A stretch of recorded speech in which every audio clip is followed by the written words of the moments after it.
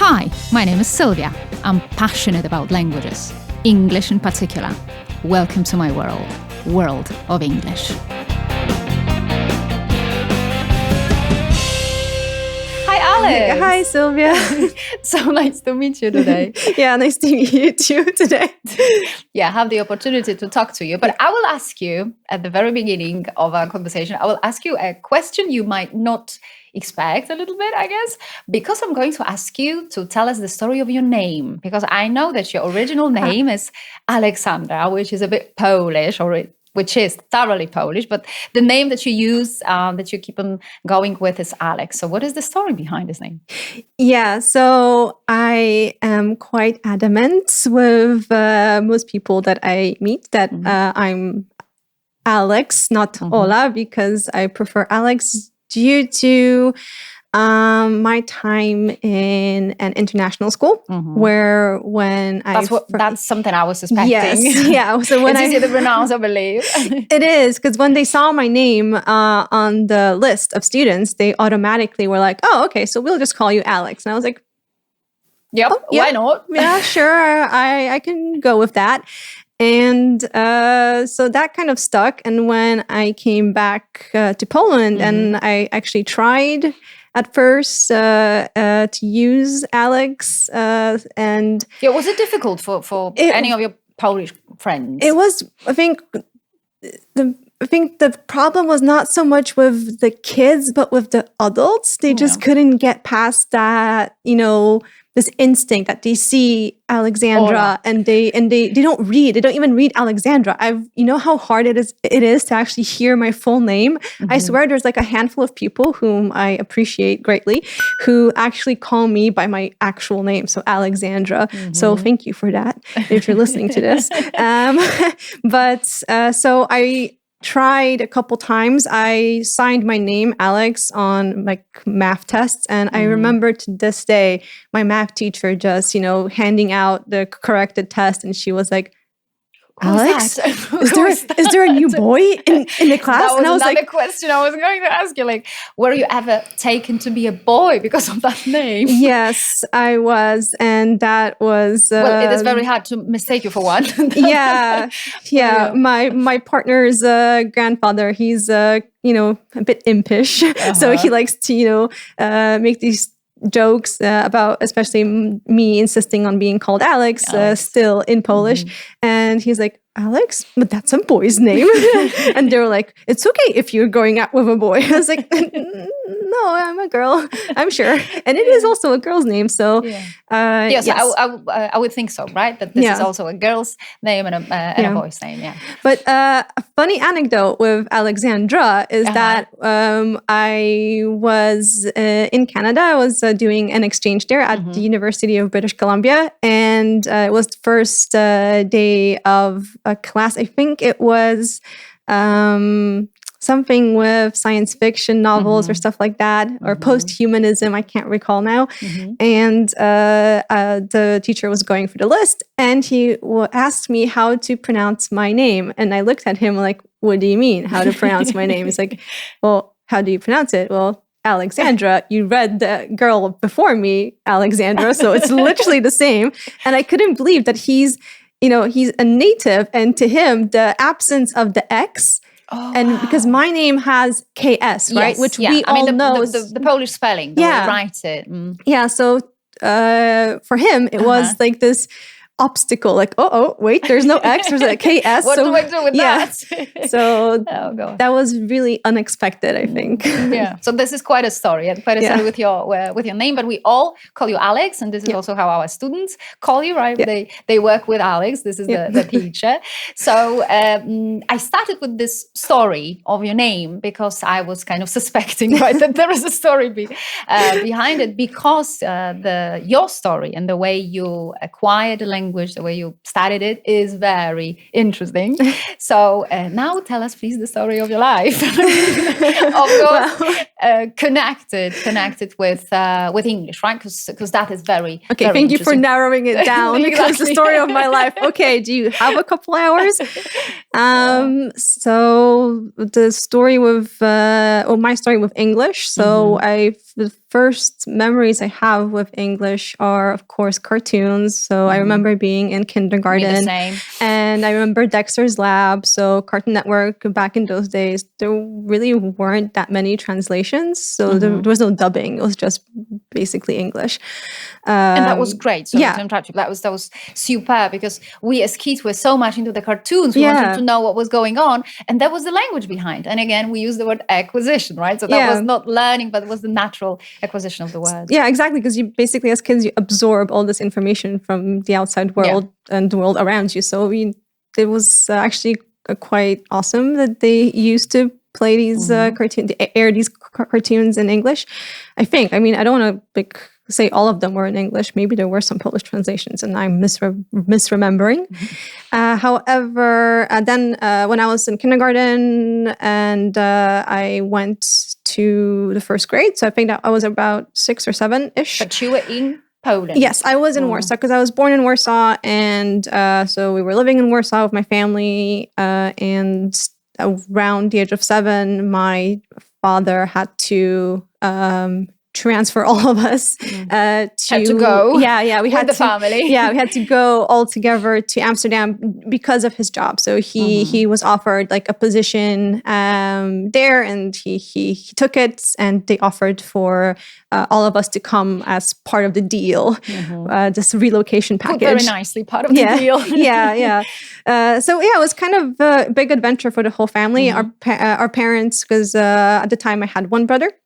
Now I have 2, but so my parents enrolled my brother and I in an English course to sort of prepare us mentally that this will be the language you will hear. And again, that was back in Poland. That was back in Poland. So that was we were living in the Kabaty area, if you know Warsaw at all. So so we went to a really small English school in that area. But I can't say that it was extremely helpful to. I don't feel like I was entirely prepared for what was coming. So what was the problem? Yeah, the problem was that when I arrived in Amsterdam, we were enrolled at an American school, not American but international. It's called the International School of Amsterdam, and it's awesome.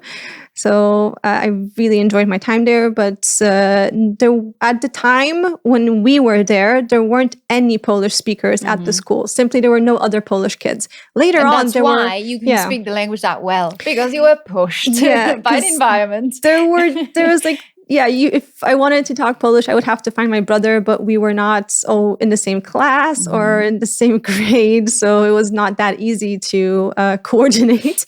And the problem was that the English that we had from the course back here was very limited. So I have to say the knowledge of head, shoulders, knees, and toes did not help in communicating that much. I mean, great that I knew that it was the head, but yes. So at the beginning, there were a couple of language mishaps. Let's call them that. Do you remember any of them? Because that's the fun part, I would say. My brother and I, we had different attitudes. So I spent the first 3 months basically escaping any chance I got to the bathroom to cry. And my brother refused to talk for like 6 months. Wow. So here comes the drama. Yeah. So trauma. So he took, but he was actually all the while, because he learns from listening. He's one of those rare people who just needs to listen, and then he just absorbs. Again, I will keep on interrupting a little bit, but whenever you say something that big, I would like to comment on that. So it only shows that we are different. Yes, I mean that every learner is different, and this is what we also want to do and see in people, in students, right? That we need to check what they like, whether it is the one who would learn through listening more, or the one who would learn more through graphics and the written piece. Yeah. So your brother is that type of a learner. Yeah, I would say he's out of all of us in my family, he's very like he's influenced by like listening. So he remembers more just through listening to, podcasts, to lectures and stuff like that. I need to write things down. I'm kind of like a tactile person, so I need to feel the action. So although he wasn't speaking for the first like couple of months, he was coding. Yes, he was. It was registering in his brain somewhere. So he was basically learning. I was a bit different, and I started speaking like after like a couple of days. I started to try to communicate. One time, I remember my teacher really scared me because I asked her for.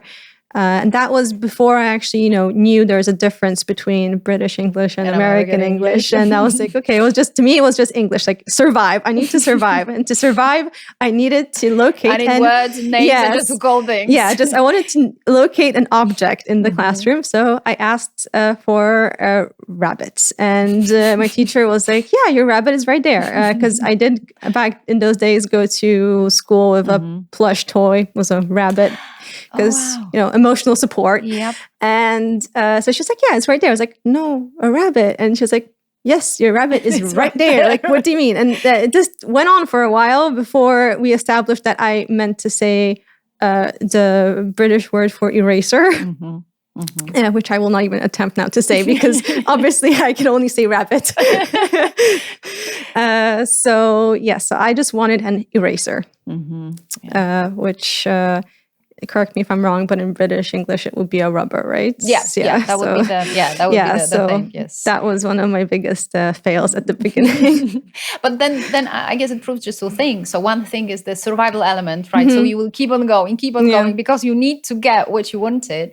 But at the same time, I would like to draw our attention to pronunciation still, because that is important. Yes, if you put this effort, and stress what you really want to say, because then we get mixed words, right, and say different things.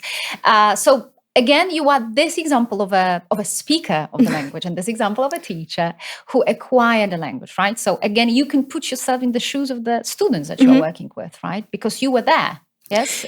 Scared, let's say a little bit, because this is what we deal with on a regular basis, I would say, with the students, right? Being a bit scared and unconscious and not that much confident. But then with a little bit of push, the barrier disappears. Yeah. And we get the speakers. Yeah, because I think you're exactly right that I can understand, I guess, my students a little bit better when it comes to, learning English, because most of them have this need. They need to communicate. Yes. They need it somewhere there. Yes. The job offers, the holidays, yeah, the friends, exactly. the meetings. The hobbies, right? Because there are people who just need the language for the hobbies. Like I remember one of our students is a diver. And of course, when you go to different countries, you have to communicate with the diving instructors in English. So you need the language, right? So so it is stronger, right? The need is stronger than the fear, I would say. Yeah, so exactly. So after a while, all barriers really do come down because the need, like you said, is stronger. It wins. Yeah. You just have to. You have to start communicating, or again, you can choose to just be quiet and sit in a corner. But and how does it make you feel? Finally, when the battle is over, like you won it, right? That you no longer have to sit in the corner, because yes, I can do it. I can pick up the phone. I can answer. I can say something. I can just get promoted. And well, I was actually just yesterday talking with one of our students how the battle is never really over. I still am learning English, even though I am at have the highest level of certificate. I close to native. I completed my studies and everything, and I have no problem communicating at all. However, I don't really consider being done learning. That's a great thing also. Yes. So I also present myself whenever I have this chance to our students that we are just like them. Of course, the level is a little bit different, but we are just like them because we still keep on learning, right? Every day, because there is this English press, there are the films and everything that we keep on watching. And actually, it never ends in the sense that you have to keep the fire going. Yeah, exactly. But there is the feeling, there is the day comes when you suddenly just say, hey, I understand, I can actually communicate. I'm not afraid anymore, right? And this feeling is fantastic, I would say. But even at our level, right? Even if you are close to native, right? Or almost native, and even natives actually, I've had like situations where I was talking to native friends and they asked me what this word that I used meant. I was like, well, it's your language, so you tell me. Yeah, that's another thing. I was this witness of a situation. I was experiencing this situation. I was taking part in this English class or literature class. I don't remember, back in Britain. That I was back in Britain, and they asked me. Yes, they asked me what a given word means or meant. Was it the word like, I don't know, like embezzlement or something? And because they are also learning words, and this is the misconception that very often we have, that the native speaker knows it all. Yeah, well, they don't know it all. We are native speakers of Polish, and we are close to being native speakers of English, and everybody, each of us, we keep on learning because the language is a living thing, right? Yeah, it keeps exactly. keeps on going. I love that. I love that we say that language is a living thing, that it just keeps evolving. New words are entered into, the English dictionary almost every day or every year, at least.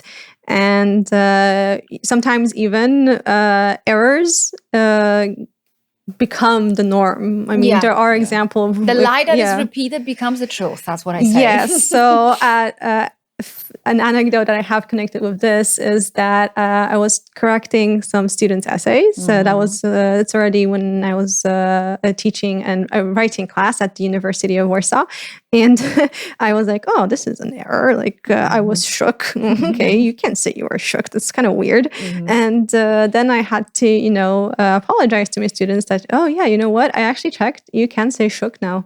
Because I thought that he meant like I was shaken or something, but no, shook is like an actual word when you're like something really affected you and has shaken you. So we also can learn from our students. Yeah. That's what happens, That's what happens with each other and one another, right? We can now use like each other for every situation, right? That was different back then. But there's one question I want to ask you. So you told me that you had this conversation with your students yesterday, that you also keep on learning the language, right? That you keep on evolving yourself. Does it help them that you present yourself as a living creature, that you are kind of similar to them? Because I always stress it out that on the one hand, we are teachers of language, but on the other hand, we are also speakers of the language. So we are just like them. And when you put yourself in their shoes, does it help them? Because I guess that very often I've got this feeling that when they see that we are just like them, we are people, we are speakers of the language, we are learners of the language, that it helps them because we can understand them. Yeah, I think that what is helpful is that you present yourself, again, like you said, as one of that you were in their shoes like not so long ago, first of all. Second of all, these little anecdotes about the errors of native speakers are also quite uplifting to many. Like, okay, so they also make mistakes. Exactly. So even they can make there are thousands of examples. Like just a couple of weeks ago, my brother and I were watching on YouTube, we were watching the greatest rants of Gordon Ramsay, because, you gotta admit, the guy can rant. I told him, like, oh, look, those, there were some women at the table complaining about how rude he was to them. And I was like, oh, she made a mistake. And, it was like, great. So even natives can sometimes slip. That. And there is also an exercise that we actually can perform in class, right? That you take the tweets, or some posts of famous people, and you just look for mistakes. And there are mistakes. And say, hey, there we go. They made a mistake. So I guess that, again, this psychological element is very important. It's a key factor, right? We all make mistakes. mistakes, even at the greatest level. And we, meaning what I meant here is that the native speakers also make mistakes. That's what I actually meant. I wanted also to today to talk about the graphics and the written word, because you are the one who helps us with the content creation. Because I try. Remind me, how do we know each other? Well, we work together. So this is how we met. And so what about this written word? How does it help people actually to develop their speaking skills? Well, I'm like a big fan of literature. Like, as you know, I studied literature at university, and I'm actually still studying in many ways because I'm trying to complete my PhD. Professor, I swear I'm writing, if you're listening to this. And I think that what I always believe is that the moment you start creating your own sentences in a different language, that's when you're really actually learning the most. Yes, watching TV helps. Yes, listening to podcasts, to music helps. Yes, reading is, I think, essential, because when you read, that's when you internalize subconsciously, of course. It's not like you are actively internalizing. But this is the input. Yes. Right? So listening and reading is the input. And then we also need to go to the output. So that is speaking and writing. Yeah, so exactly. So, and speaking is easier for many people because, they want to communicate. That's their number one goal. But I think writing could be one of your best friends when you're learning, even though personally, like, I get it. I hate writing in French. I really, really suck at writing in French. So here comes a question of languages. How many languages do you speak? Or in how many languages can you communicate? So I can speak fluent English. I am fairly communicative in German and French, and I can hold a basic conversation in Japanese, and I have passive knowledge of Dutch. So that's impressive. Thank you. So you know how to learn languages, and that's why you also know how to teach languages. So coming back to the written word and the French, you said you hate writing French. in French. I hate writing in French because French is one of those trap languages that when you have a word that seems easy enough when you hear it, and then you find out it has like a billion letters. Like they don't even pronounce them; they're just there physically when you write the word. So that's why I don't enjoy French when it comes to writing. But we enjoy English, and that's what we want to do. But I do have to admit that the minute you start creating, like, one of my favorite learning techniques is the method of journaling. So I actually still use it myself whenever I can. I guess we made a post out of it. Yes, we do. We have made a post, exactly. Yeah. So you basically take a word that is new to you, or you've seen it, but you are not sure if you would be able to use it in a sentence yourself. You write down its definition. You write out your quote, because the context. I always stress this. Context is. I keep repeating that in every recording that there is. I use the word context, because without context, it is a waste of time. I'm sorry to say. It's just a random sign. So context is essential, but then the process of creation is essential. So you do, or you should try to use this word in your own way. That is why and it becomes yours, right? Yeah. It is somehow glued. I sometimes use the expression that it's glued. But when you learn language through your own experience, that is your idiolect, right? Yeah. That becomes your language, and it is not artificial. And I guess that one of the things that people usually complain about is that their teaching methods are very artificial, because they are studying about subjects they are not interested in. That they even exercise that is artificial. And of course, yes, we have to say it, that studying any language, right, outside the country, the given country, is artificial. But what we try to make it as natural as possible, right? Because we want to get to the people, right, to their needs, to their interests, right, to what they do. And this is a great thing that you're talking about right now, that this creation you mentioned, right? This just proves when you create your own sentence, it becomes yours. Yeah, my students know, and they probably silently hate me for it, that I guess they don't. I love these kind of English learning exercises that I throw back at them the words that we've seen and talked about during our previous meetings. And I tell them, okay, so I'm going to give you a random topic. And I also love using, these internet randomizers. So like the Wheel of Fortune kind of thing, or like random image generators to force a random discussion topic on a person and force them to use the words that we saw together by themselves, like on their own. So not just reading out, pre-made dialogue, but just to actually use it in your own way. That's true. And then this is how the brain works, right? So they create the link, right? Like then when they are stressed, and this is another factor. Many people just tell me or you, so I can say they tell us, because I guess you hear it, right, on a regular basis, that when they have to say something, and there is this element of stress, because there is always stress, right? Presenting yourself in your mother tongue is stressful. In a foreign language, it is even more stressful. So the element of stress is always there. But when you have these links, when you have these connections in your brain, it is so much easier. But when you have like this English word, and then next to it you have just the Polish translation, and there is this car accident, and you have to talk to the police officer and tell them, hey, they damaged my car, right? Or my car scratched or whatever. Then you don't know what to do, because you just know the word and the equivalent. So that's why I think we could say it out loud, that we are so much against learning words by heart, memorizing words by heart. I mean, it is fine when you learn it with the translation, but then here comes the context, right? So the creation process, right? So the writing process or the speaking process, when you have to produce your own language, I believe. Yeah, and I mean, I'm not like I'm against learning a little bit by heart. Like I don't think we both, I agree. right? Because there are certain set phrases. People always ask, no, I just need a couple of set phrases that would make it easier. Yeah, set phrases are great. Like for example, when we teach people how to order things at a restaurant, that's when set phrases are golden. Like I would like, or can I get, or I will have. These are things that we will probably just should memorize, and so that you can use them easily. But there is a difference between those kind of phrases and just simply cramming all these different words. Like this is producing your own language.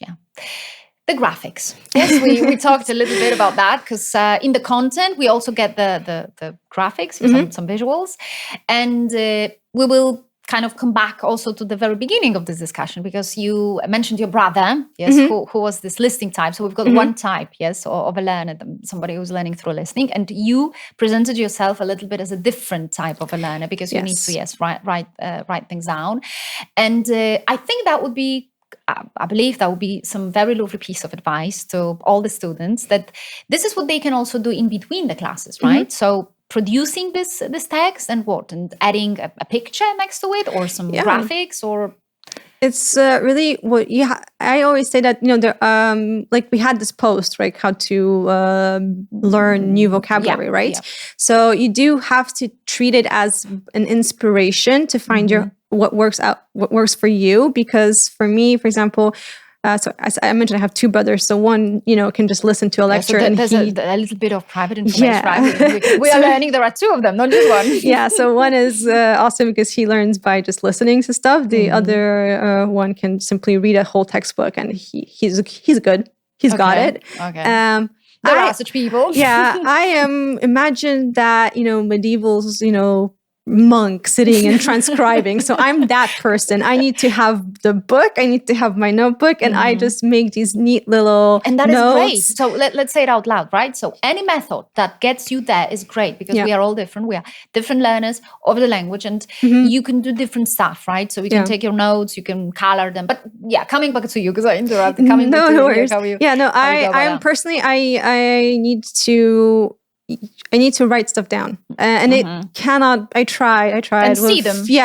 See them. But also, I need the physical act of writing. So, I cannot do it on the computer. I really need to write something with my hand. So I need to use a pen, and there needs to be paper. So this is what we sometimes also I do. Again, I say we, because I believe you also do that. So with the materials, right? The students that the students get, they can rewrite things. So they very often ask me, like, what shall I do with that? I mean, do what you want, right? Actually, we've got this great technology now, so it just shortens the way. So you can record it if you are more of this, listening type of person, right? Or you can just rewrite it, as you say. So, and this is again a very, very lovely, element that you mentioned right now. That yes, indeed, there is this correlation between the eye, and the hand and the brain. So this very act of writing also helps very, very much. But let me stress it once again.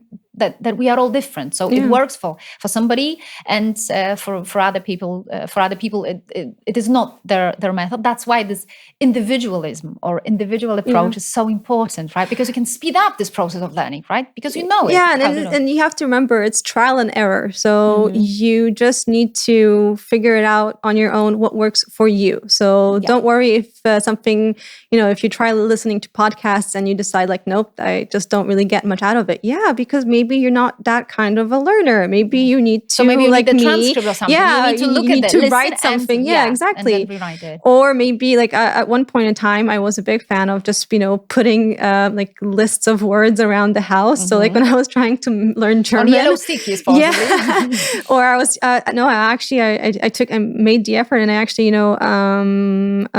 I've created like these little pretty pieces of paper with like different words on them and just put them, and they had. And was there any coloring? And yeah, any pictures? there was. I color coded them, so because I can't remember what I was learning, but I was learning something that was pretty hard. So yeah, I put them on my closet, I think. Back then I still had a closet.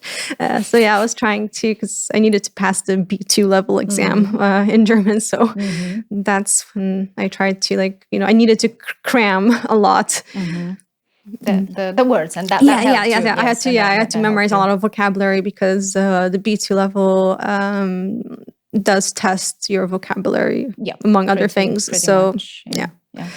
So there is this mixture, right, of listening, because this is something we can't forget, right? And actually, when studying a language, you have to practice all channels, right? And this is this fun fact that. That's why I said it, that this writing actually helps you in speaking. This is the thing, right? So you write, but then the speaking comes and it is easier for you to speak. And what about reading? So we're coming to this input, right? Input material, because you called yourself a great fan of literature. We know, right, that you devour books, that you love literature. And how would you use that, or how did that help you again? Because you are a speaker of many languages. How did that help you in this acquisition of languages, right? That you were reading different pieces. So I also imagine that they are the pieces from newspapers. That's not literature, but from newspapers, from some blog posts, but also from the very literature. Like from the books, like from and poems. So I remember at the very beginning when I was, a struggling English speaker, at the international school, there was this big library, and the librarian was a lovely lady named Paula. Paula, thank you for making me read. Because there are such people, in London. Like, there was Paula in this library. Yeah, but she was so nice and encouraging. And I have to say, the ESL teachers there were also very encouraging when it comes to reading. So the first thing I remember about learning English at the international school was exactly, I was given these tiny little books of fairy tales, so Goldilocks, or this Japanese tale, I think, of Momotaro, so like a boy who's born out of a peach, and if I remember correctly. And so what helped with English, with learning a language and these kind of tales, is that they do provide you with some kind of a blueprint. So you're learning to tell. So yeah, but by reading, I was learning that, okay, so first this happened, then this happened, then this happened. Exactly. Oh wait, so that is kind of, that is kind of past simple, isn't it? And so I don't actually recall ever being taught like, this is past simple, this is present perfect. What I remember is like, okay, so you have this story and the story goes like this. And, there was something happening in the background, but the most important action was this one. But this, again, just proves that you were learning, and this is what we believe in very much. I believe in that myself, that you were learning the language this natural way, right? I mean, there was the academic study also, because you went to school, right? So we had classes in English, how to write properly, how to speak properly, how to pronounce syntax properly. But then in the background, in the foreground, however we call that, there was this natural approach. So you were learning it exactly the same way, just like kids just learn their own language, right? So as you called it, right? So they are just coding, right? Just learning that, okay, so this is the noun, right? This is the verb. We don't call that we don't say it. We don't give names to that specifically, but this is how they learn the structure. And I think this is the most important thing. So I would say that there is not a single teacher in the world who can teach a given student all the words that are there. But what we can teach them is the structure, just to make them feel safe, even if they are in some unknown situation, because they will feel safe, right? That, oh yes, so it goes like that, and I feel safe, and this is that's why I can speak the language, because this confidence. Yes, we are building this confidence. This is the crucial thing. Many people can speak the language, or well, the other way around. They know the language, right? But they are so much afraid, and we are just trying to help them to say, hey, yes, you can do it. You can learn it. And coming back to these stories in the library, and Paula, do I remember right? Yeah, Paula. And your eyes, they get bigger. Like, Paula. Yeah, I promised myself I'd give her a little shout out. But there is a really big, in my opinion, there's a connection between reading and writing. So, very much so. And speaking. Yeah, and speaking, of course. But the fact is that when you're reading, you are exposing yourself to a certain material that's already coded in a certain way. Yep. And what happened at that school where I was learning English was that they just asked me to do something similar. Okay, so you have the story, so write a story like this yourself. And so it was easier once you've seen, they've given you several examples of something, and all you had to do was basically replicate it. They weren't looking for anything creative. The word I use is stealing, because we teach our students to steal. Don't be afraid to steal the language, because somebody else, like centuries ago, they used it already. So do not, like push open doors. Yes, the doors are open there for you. So yes, this copying is a great thing. Yeah. And what about the level of the materials? Because I guess that we could help also our students to provide them with the right level the material of any books or stories that they are going to read, because I see the little bit of a risk in there when people try to do it on their own, but they don't know how to do it. So either they take the level that is too like the language that is too simple, so they are reading those fairy tales and they say, hey, I don't want to read about rabbits, not robbers, but the rabbits. And then the other end of the story is that they just go and choose, they choose Shakespeare and Dickens, something very serious. And after half of the page, they say, no, I'm just lost. I wouldn't manage. So there is the problem, that we need to guide them as well. Yeah, you do need to consult. Actually, you don't need to even consult teachers. But a really good,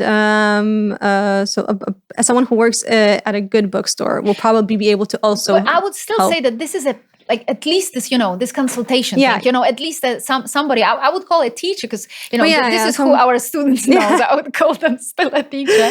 But somebody who will help you out, because it is easy to get lost. Yeah, because I myself, when I was just starting out with French, my first instinct was, I remembered, okay, I was a kid. They taught me English through fairy tales, so I'm going to just replicate that. I'm just going to also read some fairy tales in French. And my teacher was like, no, they use a completely, because, that's the problem with French. They have a completely different past tense for telling fairy tales. There you go. So here comes the role of the teacher. I was stressed. So I was like, oh, and they told me the language used in the classic fairy tales by Perrault isn't going to help you much at this point. Just save it for another time. Yes. Just maybe try this or that. And so that's when a teacher comes in handy, because you have a guide to point out that this would maybe be more effective if you're looking to work on this or that. Exactly. So the kind of advice that I give is when they ask me about this reading material is that you really don't need to look for books that will change your life. After you read them, something will open up, or there will be this element of epiphany coming or anything. But I would just even go for books that are simpler, in the story, but the pleasure, the happiness. Yes, I can read. I don't have to look every word up in a dictionary. I can read, I can understand, and I can go deep into the very story. So this is what makes them very happy. And the element of a dictionary, because this is also but the questions that we get very often is that they when they start reading, right, when there is a word they don't understand, immediately they reach out for a dictionary. Would you say this is a good thing, a good solution? depends again on the learner, I think, because some people have this nature that they just need to understand every single word that they're reading. And but then again, I would also say that the context would help a little bit. So if there are like 2 words a page and you don't understand them, just leave them, you know. This is how I learned back then, many years ago, pencil skirt, you know. Oh, that has to be the thing I guess this is the thing I'm thinking about. Yeah, so this is how I learned that. But I would omit, you know, or I would discourage people from just taking these lengthy pieces and then they have to look like every word or every other word. So this is when the discouragement comes, and this is this is why I discourage people from reading, you know, Dickens. I mean, Dickens is great, but not at the very beginning, I would say, of your studying process. So like you're right, like Dickens, Shakespeare, Joyce, like maybe you'll get there. There. Austen is a bit more reader friendly, you have to say. But, you know, a great method is that I sometimes used is that, you know, I just took I know maybe some people will now scream on the inside, but I took a pencil and I just marked the word in the book and, you know, for later, like, I'll get back, but I don't want to get, because I don't like getting out of this reading zone. I want to focus on the gist of the story rather than on the details. This is a mistake people make very often. Just go enjoy the story. Just find out what is going to happen. Are they going to live happily ever after? Or are they going to split up or something? But you don't need every single word to understand that. But this is a great thing. Yes, you will come back there. But very often you understand that from the context. Yeah. So just see because actually many times the word is repeated and somehow explained later on. So you just need to move to the next paragraph and you'll discover what it meant. So that would be the easy part. Yeah. And the language that is there, but you admitted that you are a speaker, or you can communicate or passively communicate in a couple of languages. Definitely it helped you. It has helped you. It has been helping you. There you go. A couple of sentences you still read in one sentence. It has been helping you in your travels, right? Because you've got this experience, right, of traveling, of visiting, because you are more of this American again origin, so to say, you know, in the language, but also you've been to Britain, right? You have traveled there. You have lived there? In Britain, I've only spent around a month, so like the longest at one time, right? So and again, this was at one go. At one go. Okay. No, that was good. That was good. No, I was just because I was just trying to remember. Yeah, and this is another like proof that I wasn't done learning, because when I came back to Poland at the age of, I don't know, it was like 11-ish, 12-ish. So I already, you know, spoke fluently. So I didn't really need English lessons, although I would have appreciated a bit more attention, because, you know, some teachers were a bit scared and, you know, scared of you. Yeah. And in all fairness, they had a lot of kids to deal with. So they really couldn't devote the time to one or two kids, because there was always like this, at one school, I had this other girl who her parents were British. So really there wasn't much the teacher could do for her. And so we were always kind of put together in like one corner and just read quietly, please.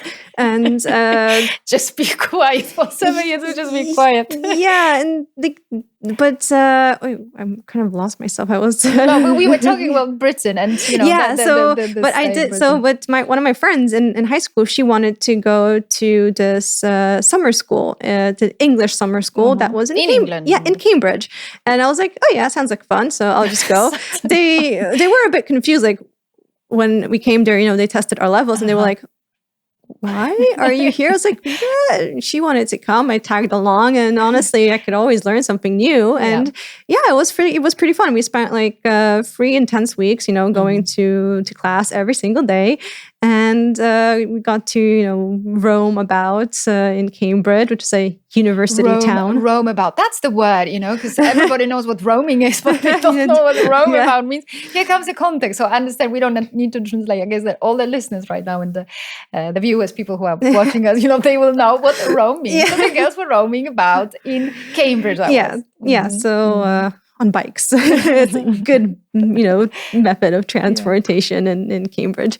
So yeah, I did spend a bit longer because at uni, and this is what attention British English users, my British friends always say uni. They never say university. So I'm trying to copy them now because it does shorten the word. But I heard that also in Germany. Cool. Because I have this episode of studying in Germany, and this is what my German friends did. I mean, this is how they call their universities, actually. So maybe it's just international, right? But everybody knows, when you say uni, we know, right? We know what that is. Yeah. Oh yeah, so you went on an exchange to Germany. Yes. Yeah. So this is the fun part, right? Yeah. As a teacher of English, because of course I will not be there just like you, because I can just pride myself on 2 languages, yes, but I am also communicative in another language that is German, and this comes, I guess, as a bit of a surprise for many people, because I like German, and I like it because it is ordered, right? Yes. And there is this structure, and that's why I am so much focused on structure when I teach students, just to show them, how it goes, and that you have to just see the pattern, and that helps very very much. But coming back to you. Just a quick thought on German, because I always people always make fun of German, and I always tell them of course it's going to sound horrible if you say Schmetterling.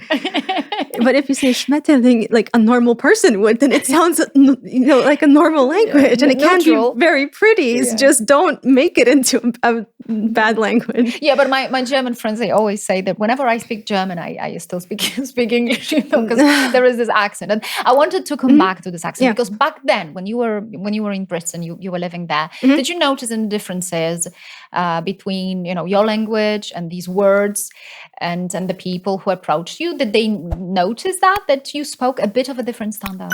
Yeah. It's I get that a lot. That I tend to come off a bit more as this American English user. Here, my phonetics teacher, he classified me as, he would say light East Coast-ish. So okay, thank you. We have to put it under your name on the webpage. Light East Coast. This is quite a tag. Yeah, but he's a great teacher, and he told me that I don't need to come to phonetics class because that's another story. You heard that before. Yeah, come to phonetics but class. He said if I want to, and I actually did. I was one of the people who actually did come to all of his classes because he's really. But he was British. No. He was American. He was Polish, but he's But I mean in the standard of the language. So he tried to identify our different accents, and he didn't he didn't want to force anything on us. He just wanted us to stick to one. So that's actually be consistent. So at the Institute of English Studies, we don't discriminate. We just encourage you to maybe stick with one as opposed to jump back and forth. Yes, but that's for your own peace of mind, as opposed to just any of our personal views on the matter. It's so you can choose whatever you feel best in. So but still this stay in Britain. So you felt that your language. I felt that there was a difference in. And what about your stay in America? Right? Yeah, so because you've got this experience of both, right? Yes. Not maybe living, but staying in Britain and staying in America. Yeah, so I spent a term in Vancouver in Canada, and there was Canada. Yeah, Canada. Yeah, so in Canada I spent a long time, and because I stayed a little bit after as well.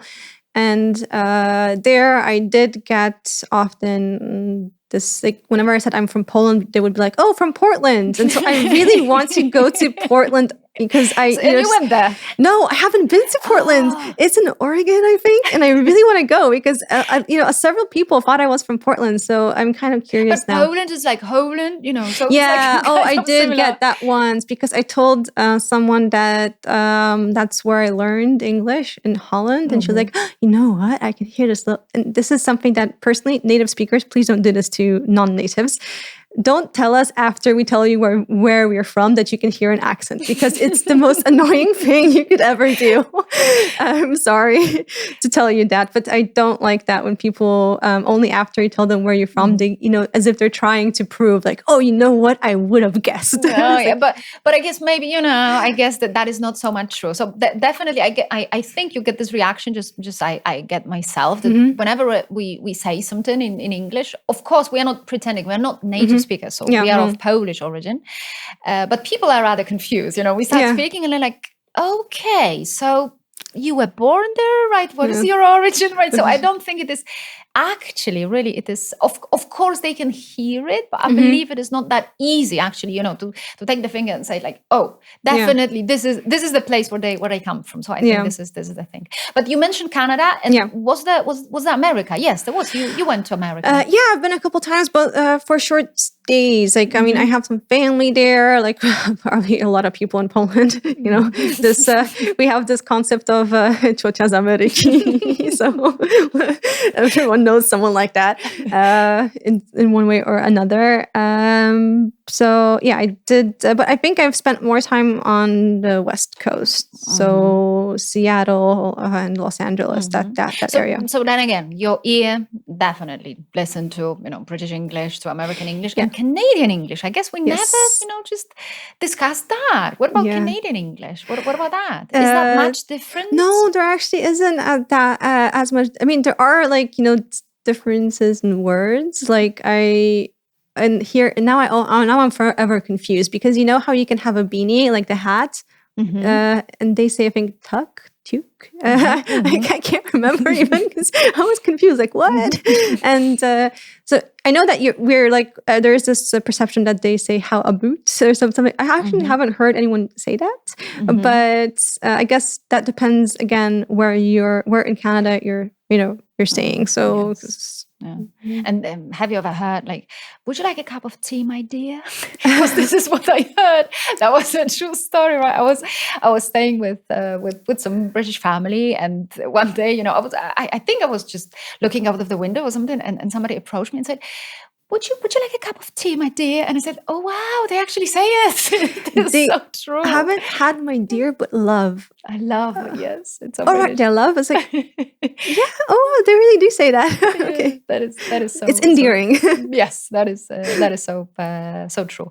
So definitely this knowledge of the language, right, of English, be it, British, be it American, be it Canadian or mid-Atlantic approach, you can feel free, right? Because you travel and you meet people, and that kind of experience you also bring to the class, yes? Because you are full of the anecdotes and stories, and this is what you can present to people who meet you. Yeah, and my different little, problems and, adventures with languages, I think I use them kind of like an inspiration / consolation. Like, don't worry, you're not the only one struggling. Like, even because many people say like, oh, you must be talented, you must have this gift for languages.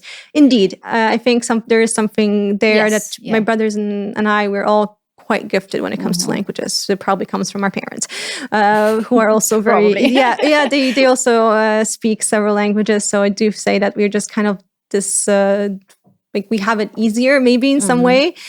Thanks to the genes. Yeah, and because, our parents also wanted us to learn different languages. So there was, So languages are important. Yeah. So that's why it seems like we're like talented. But it's also just, we also struggle. There's a lot of hard work that goes into this, as in any skill, basically. So that's why, I keep telling my students, like, like I struggle sometimes with English. I struggle sometimes with French. My brain doesn't always manage to make the jump between different languages. So like, I would put the middle word here. I wouldn't say you struggle, but I would say that there are the same processes, right? I also repeat that we have the same processes, just like you, but you don't see them, right? Because we are just more experience and we are more confident. But the processes are there, and that's another interesting fact that you mentioned here. That yes, there is a bit of a talent that you need there, but there is work and there is just the experience and the feeling of keep going, right? Never don't give up, don't stop it. The learning process never stops. And the satisfaction that you get out of, for example, the first time successfully surprising your foreign friends by using like something that's so informal and so very like native, or like when you. Okay, right now it's hard. I'm hard pressed for any examples in English, but I'm sorry because I teach English, but I'm more of a student of French myself. So when you say not a man like homme, but you say mec, and that's already like switching the register to something more informal. So I think there is a lot of satisfaction that you can get out of your first like even these little success stories. Like you understand something in a TV series. Yes. Like my God, I know that phrasal verb. Yes. Yeah. So this feeling, and we are working on feelings. I would also say, on these feelings, just keep going. Don't give up, Alex. So what I would like to do right now is just to sum up what we've been talking about today, what we have discussed, and we covered a couple of channels. Is how people study, right? So there is this input, there is this output. We talked about speaking. This is obvious, but we talk about writing. We talk about reading. How would you prioritize that? And what is your advice? What advice would you give to people, to our students, but also any people studying the language? Right? How did you do it? Tell us the story. Tell us the secret. Well, I don't know if there's a secret. I mean, as we covered, I think my number one tip would be to find a way to make language, this foreign language that you're trying to learn, enjoyable for you. So whether that will be on the tip of my tongue. Right? Exactly. So whether that is through listening to music or through reading, I don't know, the news or watching TV series. I know it's a cliche, watch TV series or listen to music. But we have to come back to the foundations. And very often I hear, these, sparkles, these, like colors added to it. I mean, to the process. But you have to, the basic, the foundations, right? Some things never change. So you have to come back to the basics. Yes, I wouldn't say it's a cliche. It is just the way it works. Yeah, so you have to surround yourself. That would be my first tip. So you have to somehow let yourself immerse in whatever aspect that you find interesting. Because first, that's kind of what the method of Speako is about. We try to find what interests the person and use it in a way as a tool to help them learn. So if you are interested in, like your student is interested in diving, so maybe try reading some short articles on diving. Yes, exactly. If you like science, there are some great science podcasts. Like, why not? Yeah. Or the TED about the universe. I myself love one. Yes, exactly. So to each their own. But the second tip is to also know your weaknesses and not to run away from them, because that's a point. Like you asked about, that we talked about, reading, writing, listening, and speaking, and I see many students neglecting one part because they don't like it. They don't like it, or they're afraid, or they believe they're bad at it.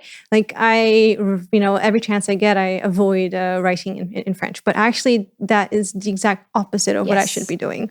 So very, very crucial piece of advice. Yes. So try. Thank you for saying it out loud, because this is again, I use the expression game changer, but that is this game changer. So yes, keep on going with what you like, but also never neglect what doesn't work for you, because language is this whole, right? So you need to speak, but sometimes also you need to write at least like this short email or just a text or anything, because language is everything, right? So we cannot pick just one thing that works for us, but we should pick the method that works for us, I guess I would say. And actually, emails are great. They're one thing, but trying to, like we talked about, this creating creation. Stories. Yeah, exactly. Creating stories, because stories are a really great tool for learning a language. Try to, like when I learned Dutch from TV, and my poor dog that we had then had to sit through a number of stories about like Sleep, My Little Princess, because that's literally all I picked up that day from TV, Sleep and Princess. So she had to listen to me countlessly saying this over and over, because that's all I could say to her.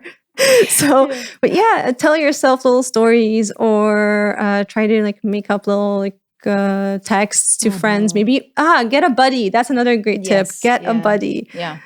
somebody you can talk to, you can Yeah. write to, even if it's such things. even if it's your teacher, like especially if it's your teacher. Even if Like, that's your teacher. I insist on writing back to students in English. Yeah, of course, I yes. rarely Because learning Yeah. never stops. Yeah, so it in doesn't between stop. the class, you text, you email, you call them, you talk to them. Because Yeah. this is, and then it is not this artificial situation. It is the real situation, Yeah. right? Let's talk, because there is the thing we have to. Yeah, we have to you cover. still want to communicate, right? So Yes, why not just yeah. Yep, of start course. practicing now? This is the method. This is the thing. Alex, what can I say?